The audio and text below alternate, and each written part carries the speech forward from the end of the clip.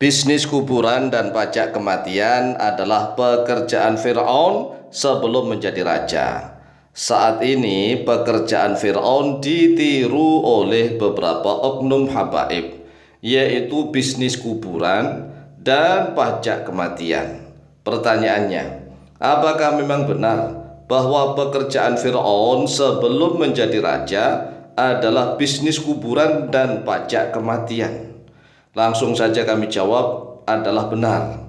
Jawabannya benar sesuai dengan penjelasan di dalam kitab tarikh Nihayatul Arab fi Fununil Adab susunan Syekh Ahmad Syihabuddin An-Nuwairi Al-Misri, dan juga kitab Al-Bidayah wan Nihayah yang disusun oleh Imam Ibnu Katsir, bahwa memang benar pekerjaan Fir'aun sebelum menjadi raja adalah sebagai preman yang memunguti pajak kematian. Ini kecerdasan Fir'aun dan kenakalan Fir'aun.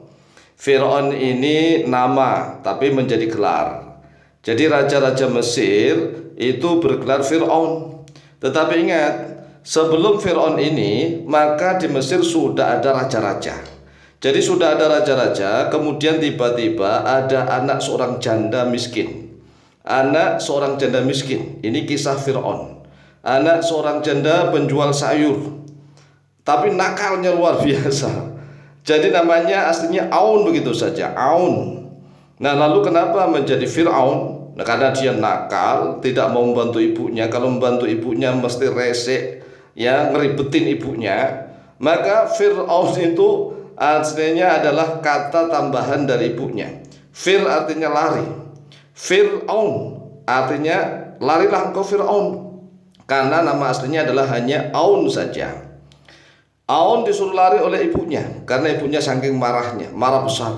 Fir'aun, Fir'aun, larilah engkau Fir'aun, larilah engkau Aun, begitu. Nah, kemudian setelah Fir'aun ini diusir oleh ibunya, maka Fir'aun menjual sayuran juga, tapi nakal, bahkan dia dipungut pajak tatkala jualannya sepi. Jadi tatkala jualannya sepi itu, tiba-tiba ada petugas kerajaan yang memungut pajak. Nah, Fir'aun nggak terima. Wah, saya aja jualan belum dapat apa-apa dipungut pajak, enak sekali. Tapi setelah itu Fir'aun merenung, wih, enak sekali ya petugas pemungut pajak itu. Nah, inilah akal bulusnya Fir'aun, akal liciknya Fir'aun. Setelah merenung, dia meneliti, diteliti semuanya. Apa kira-kira yang belum dipajaki oleh kerajaan? Kira-kira apa yang belum pernah dipajaki oleh kerajaan? Kalau sawah sudah dipajaki, ladang sudah dipajaki kerajaan, perkebunan apa saja sudah dipajaki oleh kerajaan Mesir saat itu. Kemudian Fir'aun menemukan dari hasil penelitiannya itu ternyata kuburan kuburan belum dipajaki, ini kematian belum dipajaki. Inilah akal liciknya Fir'aun, akal bulusnya Fir'aun. Kemudian Fir'aun dengan seenaknya, ya, berpura-pura sebagai petugas kerajaan begitu. Setiap kuburan dan kematian ditarik pajak. Wah, Fir'aun akhirnya memiliki anak buah nih. Anak buah untuk menarik pajak khusus kematian dan kuburan. Ini bisnis yang sangat menggiurkan. Wah, enak sekali. Setiap ada kematian Fir'aun dapat uang, tinggal ongkang-ongkang saja. Nah, suatu ketika ada kerabat raja, keluarga raja yang meninggal dunia.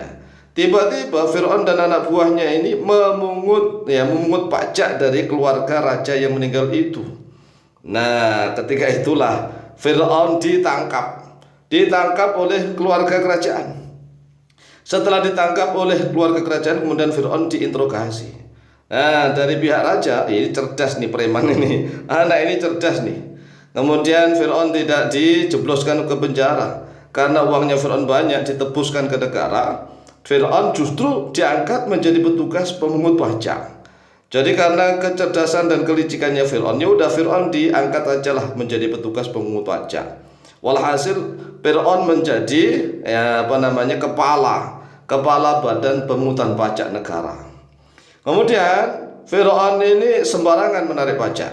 Akhirnya Fir'aun dimutasi menjadi kepala keamanan. Karena Fir'aun memang sangat bedik, ya, bedik itu penakal luar biasa, enggak takut siapa-siapa. Sehingga Fir'aun dimutasi menjadi kepala keamanan. Ya, kalau sekarang ini seperti kepala kepolisian lah begitu. Kepala kepolisian. Nah, Fir'aun pintar. Wah, mumpung nih saya menjadi kepala kepolisian, saya akan membuat peraturan yang bisa menjebak raja. Karena ternyata menjadi raja itu enak, tinggal nyuruh sana nyuruh sini. Oh, kan begitu Fir'aun nih. Nyuruh sana nyuruh sini, istrinya banyak di mana-mana, hartanya melimpah ruah. Bisa senang-senang setiap saat. Saya harus bisa membuat peraturan yang bisa menjebak raja dan raja harus bisa dihukum mati. Akhirnya Fir'aun menemukan ide, yaitu membuat peraturan memberlakukan jam malam. Siapapun yang keluar malam-malam tanpa ada surat izin, wah, maka harus dihukum. Wah, begitu. Nah, takdir Allah, ternyata sang raja sendiri keluar malam. Mengapa? Sang raja itu teringat bahwa salah satu kerabatnya sakit. Daripada dia menengok ini menggunakan pengawal-pengawal sangat ribet, dia nengok sendiri. Jadi sang raja ini keluar malam-malam menengok kerabatnya yang sakit sendirian. Nah, sudah diatur oleh Fir'aun dan anak buahnya. Fir'aun pura-pura nggak ngerti kalau itu raja, pura-pura aja lah. Ini akalnya akal bedik, akal bulus, akal licik kan begitu. Jadi Fir'aun menyuruh anak buahnya, tangkap tuh siapa yang keluar malam-malam tanpa izin, ditangkap. Nah, raja ditangkap walaupun berteriak-teriak ke apapun dan seterusnya. Pokoknya Fir'aun pura-pura nggak tahu. Raja harus dihukum untuk mati. Nah, setelah raja mati, maka Fir'aun menjadi raja begitu. Fir'aun menjadi raja. Kisah anak seorang janda penjual sayur miskin. Kan seorang anak seorang janda penjual sayur miskin, kemudian diusir ibunya, kemudian menjadi preman pemungut pajak kematian, ditangkap oleh keluarga kerajaan, dijadikan petugas pemungut pajak, kemudian dimutasi menjadi kepala keamanan, kemudian membuat peraturan jam malam untuk menjebak raja, kemudian Fir'aun menjadi raja. Hebat kan? Nah, kisah Fir'aun yang menetapkan pajak kematian dan kuburan ini, nah kok sekarang katanya bisnis yang menggiurkan ini ditiru oleh beberapa oknum habaib. Ya, jangan sampai begitulah. Itu adalah pekerjaan Fir'aun. Masa kita mau meniru pekerjaan Fir'aun? Jadi pajak kematian, bisnis kematian, upeti kematian, kuburan-kuburan dikasih kota amal, ya dengan alasan macam ini itulah. Yaitu kan akal bulusnya Fir'aun. Akal liciknya Fir'aun. Masa kita mengikuti akal bulus dan akal liciknya Fir'aun? Ini bisa dilihat di dalam kitab Nihayatul Arab fi Fununil Adab dan juga di dalam kitab Bidayah wan Nihayah yang disusun oleh Imam Ibnu Katsir. Demikianlah penjelasan dari kami, semoga manfaat dan barakah fid dini wa dunya wal akhirah. Lebih dan kurangnya mohon maaf. Wallahu taala a'lamu bishawab.